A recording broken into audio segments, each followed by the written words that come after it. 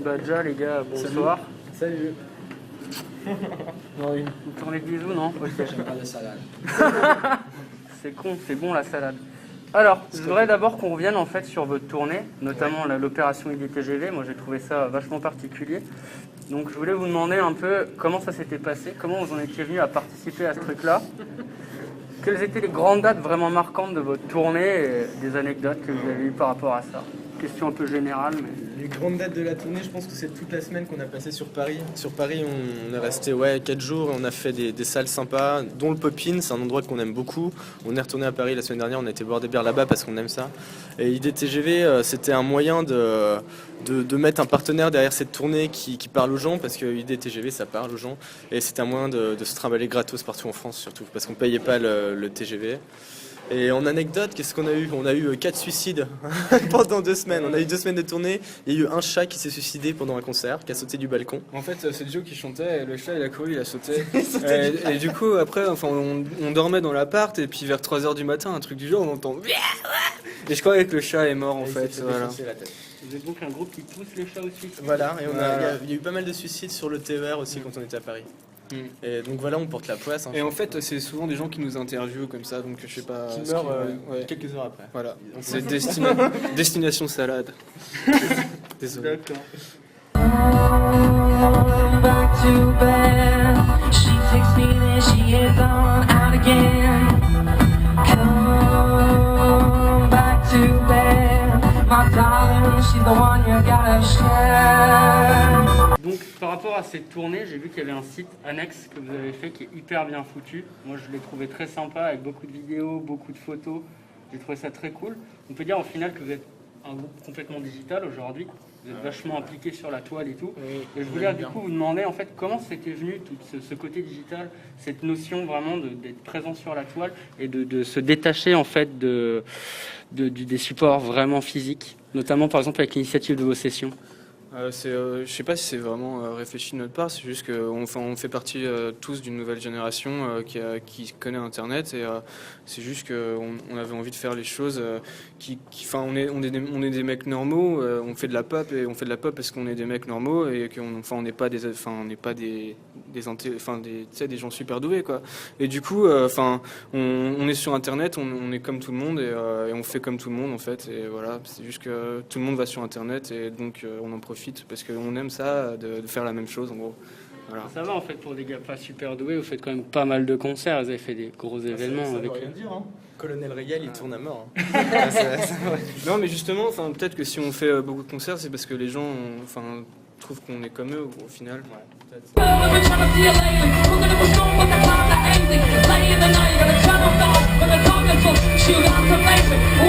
Par rapport à vos grands projets, on sait qu'il y a un EP qui est en préparation. Ouais.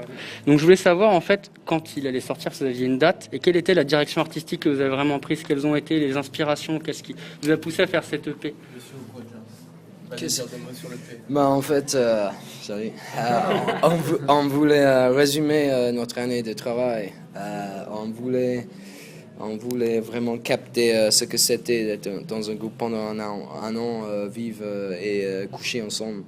Coucher? Non, dormir. Dormir. Et on voulait que ce soit frais. Et c'est dur d'être frais. Voilà. Et là, il sortira le mois, logiquement c'est en novembre. Ouais. C'est dur d'être frais. Hein. À cette heure-ci, sinon on est frais. On est frais, très fraîche. C'est pas trop dur, justement, du coup, c'est pas trop dur de vivre ensemble, de faire la musique ensemble, d'être en studio ensemble, de bouger, tout ça, c'est pas compliqué à la longue? C'est compliqué, mais c'est une expérience qui était vitale pour nous, puisque tous les trois on se connaissait. Joe, on l'a rencontré par un pur hasard, c'était mon prof à la fac. Pardon. Et donc au final on était un peu au départ deux entités et le fait de vivre ensemble nous a vachement rapprochés et comme Joe disait, avec les mauvais mots on couchait ensemble et on s'est découvert intimement, voilà, et il y a des fois où tu sais tu fais comme ça et tu vois l'intérieur des gens et c'est plutôt pas mal, surtout de derrière.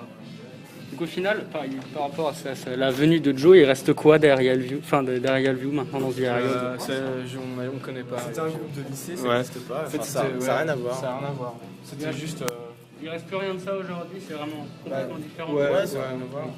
Rien à voir. C'était un groupe de lycée, quoi.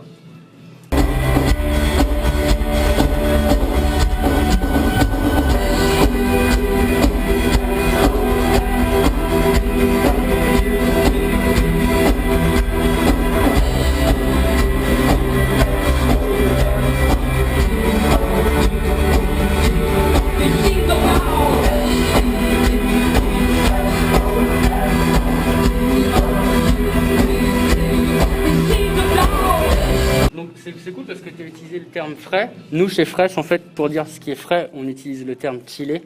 Et je voulais vous demander un peu... Non, chillé. Chillé. Ça chill. Et on voulait vous demander un peu pour vous, à l'heure actuelle, c'est quoi les groupes qui chillent? Quels sont vos groupes? Oui, on a une liste, on va faire un chacun. Dog is Dead. Polar 7. Moi, je sais pas, je crois que Etienne Dao, c'est pas mal en ce moment, ça tourne bien. Etienne Dao. J'aime beaucoup David Hallyday. Donc, il y a deux vrais, deux faux. Ok. Et du coup, au contraire, c'est quoi pour vous des groupes qui schlag, qui est l'antithèse de chillé, qui est pour nous? Gary Fico. Gary Fico, Quel connard de merde. Va te faire enculer. Gary Fico, c'est un con. Moi, j'ai adoré Muse quand j'étais au lycée, et là, je l'ai vomi. Muse. Ouais, je pense que c'est le Muse et le pire, pour nous en tout cas, c'est la pire descente du monde, puisque c'est un groupe qui a commencé en apportant quelque chose et ils se sont laissés bouffer par leur équipe et au final voilà quoi. Mais bon, eux ils le vivent bien. Donc, Par contre, moi, il y a un groupe que je trouve qui chill bien, c'est quand même Coldplay, quoi. Tu vois. Avec les années, ça monte. Et j'aime bien un 995 aussi. Je trouve que c'est un bon groupe. Voilà. Et ils seront à Metz bientôt. Ouais, très juste. D'ailleurs, j'ai vu que vous aviez fait un truc avec le MTB Crew. Comment ça s'est passé pour faire un truc avec ces gens-là qui sont pas de votre univers à la base? On l'a plutôt bien compris. Ouais. Comment ça s'est passé cette rencontre et comment vous en êtes arrivé à faire une track ensemble justement? On marchait dans la rue. en fait, c'était le jour où on a fait les trucs dans le tram, il me semble. Je sais pas si vous avez vu les vidéos dans le tram qui datent d'il y a maintenant un peu plus d'un an. Et en fait, on s'est assis à un moment à la cathédrale, et puis il y avait ces mecs-là qui sont arrêtés, et ils ont fait « Oh les gars, c'est cool ce que vous faites, on peut faire un truc ensemble ». Ils se sont mis à côté de nous, on a fait un truc ensemble, et voilà. Depuis, on a des enfants métis, voilà. Ah, c'est cool. Ouais, couleur café. Vous kiffez leur musique sinon vraiment? Ça, je sais À la pas. base? Il y a plusieurs mecs qui font leur musique. Ouais. Non mais est-ce qu'on kiffe leur musique? Ah, est-ce qu'on kiffe? Ah ouais, grave. Ouais. Puis humainement, ils sont hyper cool. D'accord. Ouais, c'est un vrai très bon groupe de Nancy. Vous avez d'autres groupes de Nancy comme ça, lesquels vous connaissez? Vous avez peut-être des projets à faire avec eux? Non. Aucun autre groupe? Pas pour l'instant, Pas pour non. faire des projets. Ouais, non. Mais On a assez de trucs à faire tout seul pour l'instant, je crois. D'accord. Et encore une dernière petite question. Je voulais savoir pour revenir un peu sur l'initiative des sessions. Est-ce que vous allez poursuivre cette initiative-là avec l'EP qui sera gratuit et continuer après à faire des sessions d'enregistrement? Bien sûr. C'est vraiment un truc qui vous Il faut tient. tout le temps créer. Et donc l'EP sortira, mais à côté, on fera toujours des sections. Il y aura une 4, il y aura une 5, une 6.